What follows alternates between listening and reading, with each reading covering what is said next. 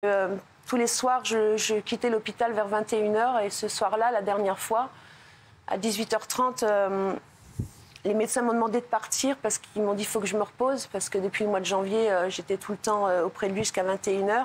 Ils m'ont dit écoutez, on va lui faire un examen, un IRM, donc il va vous reposer, c'est pas la peine que vous l'accompagniez. Alors je dis ah ben non, mais il a l'habitude que je l'accompagne parce qu'il n'aime pas cet examen-là. Et il me dit non, mais de toute façon, en plus, il y a du monde en bas et tout. Allez vous reposer, vous reviendrez demain. Et c'est la seule fois là que j'ai pas pu... D'habitude, je l'embrasse tout le temps. Et là, j'étais au bout de son lit parce qu'il y avait plein de professeurs. Et je remercierai jamais assez les professeurs aussi à l'hôpital Pompidou parce qu'ils ont fait tout leur possible.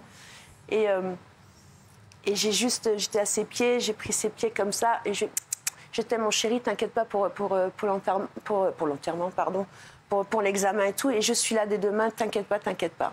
Et c'est la première fois. Et là, je l'ai pas serré dans mes bras comme je faisais tous les soirs. C'est ça qui est terrible.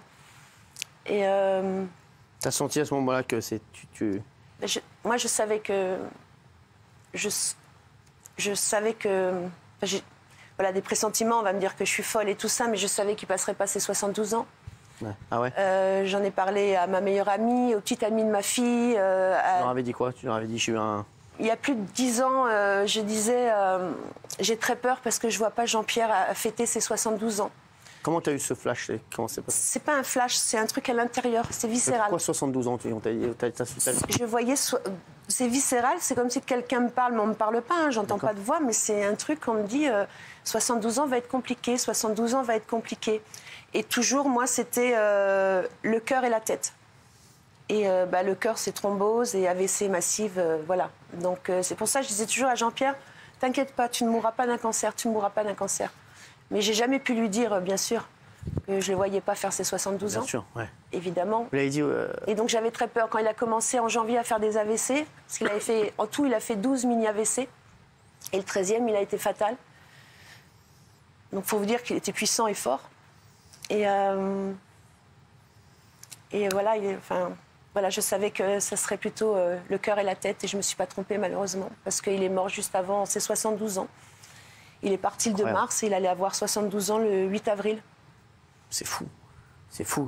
Et ça te stressait pas de savoir ça?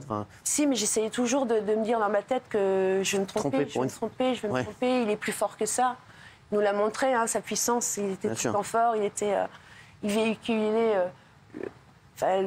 il essayait de se battre pour les autres gens qui avaient le cancer.